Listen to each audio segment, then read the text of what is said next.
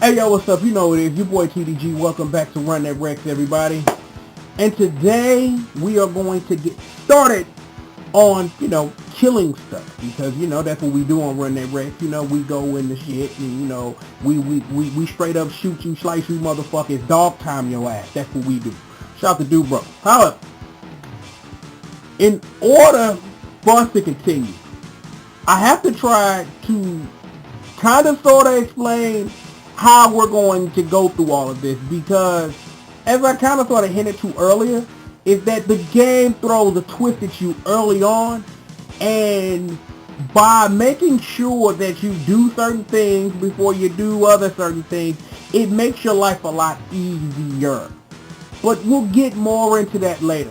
Now, our Maverick of the day, Wire Hedomaru, where our cursor already is, you know him better as Wire Sponge, is the first boss I'm going to fight. Now, fighting Wire Sponge isn't necessarily boss order, but the thing that we're going to get into later, the weapons in this game compared to X1 suck, is that you maybe have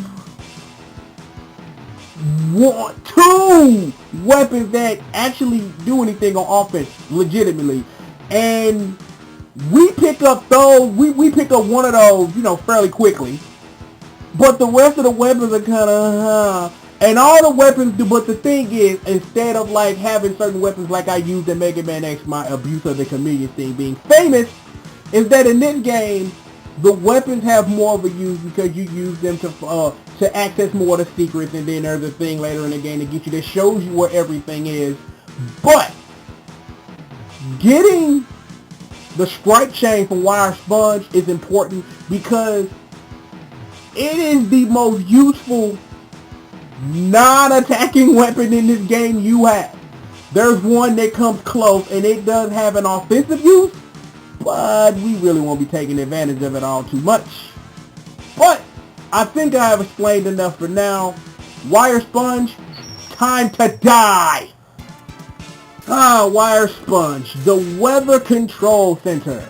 Now, there's a lot to this stage that we won't get to see in this video, because there are some fun things you can do when you have weapons later in the game, because this is a Weather Control Center, as you might have read all that time that I didn't tell you, that there are fun things you can do to alter the way the stage works, depending on, I'll get you one in a second. Shoot things and kill them. No, you're done. You see these little orb thingies right here? You can shoot them with certain weapons. And then, depending on the weapon that you shoot it with, it alters what's currently going on. At this moment, what escapes me? But, of course I'm going to make a video explaining all of this, so I have plenty of time to research that.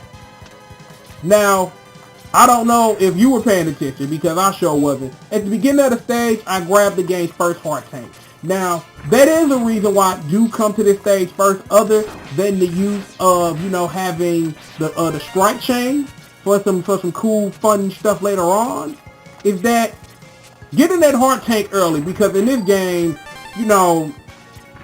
because of the way I approach boss order and stuff, and, ooh, piece of candy.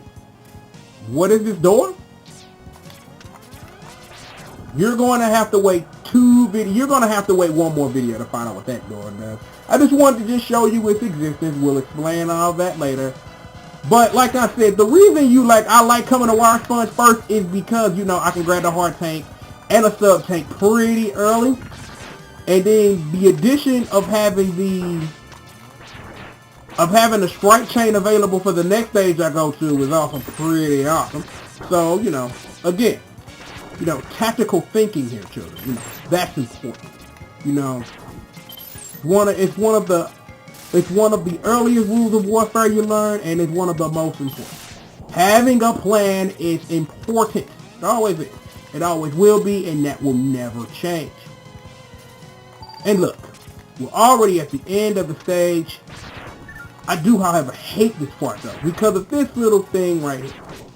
All you want to do is stand right here at the edge and then just shoot charge shots at it, because it can't really do anything to you, and just be a little patient, because I want to fight Wire Sponge with full health because I know this boss fight like the back of my hand, but Wire Sponge, Sting Chameleon Spazzy, he's not, but I don't want to make a mistake because I only have 18 hit points. So I do not want to make a mistake, because I don't have any armor, haven't picked up any, and won't for quite a while. So, until then, you have to really play some careful defense.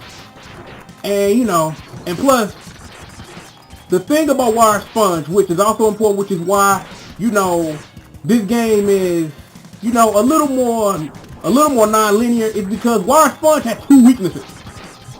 On top of, he's a slave to getting raped by the ex-buster. So, you got all that. See, as long as you get Wire Sponge into this motion, you'll be okay. Oh, and he's down to past half health.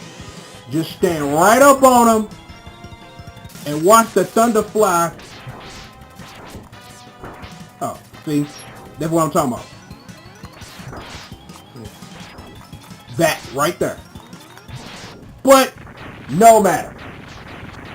Wire Sponge is dead.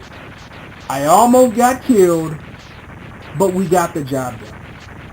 And like I say, we can't do that yet because we gotta do this. Mission accomplished. And for accomplishing our mission today, we acquire the awesome power of the strike chain, which makes a whole bunch of stuff easier, so we don't have to deal with it. Ooh, there's a password screen. Write it down if you want to. We explained this in the last video. I'm not. Now, one thing I didn't explain, and when I played Mega Man X, is that what I honestly have learned over my years of watching people play on YouTube, you can learn a lot about people by watching how they approach Mega Man. Me, if you haven't noticed by now, I don't give a fuck. As long as I get from point A to point B and don't die, hey, that's a plan to me. Some people want to play the game without getting hit. People want to do this. Me, we all about accomplishing a mission. But that's with anything. Now, what I didn't get into, in the first video or in the beginning is that the Maverick Select, is a little tame compared to, Mega Man X1, but you still get information about where it is that you're going and stuff like that. And there are some, some Mega Man X stuff with the menu with the Maverick Select, but not that if you play a stage and, it alters other stages, that does come back in X3, and only technically in one stage does it matter. And how I play that game, that also affects boss order too, so it is what it is with that. But we now have the power of the strike chain, and at this juncture, there are a lot of things that are out of your reach that you now have access to because that's the true power of the strike chain. The strike chain is only used to get to stuff because the one Maverick that is weak to, it makes the boss fight a whole lot harder than it should be when you use the strike chain. So other than using it to grab on to stuff and to get from one place to the other, I don't even use it for the intensive use. And on top of that, by the time when we fight the boss that's weak to the strike chain, we'll already have the dual buster, and that does more damage than the strike chain anyway. Hey, logic. As human beings in the 21st century, man, we just throw that shit out the window. But this was made in the 20th, but it doesn't matter. Logic is logic, whatever. Next time, we take down Maverick number 2, whose identity will remain a secret until you tune back in. But you know who it is. It's your boy TDG. This is Run That Rex, and I will holler at you guys next time, man. Peace out.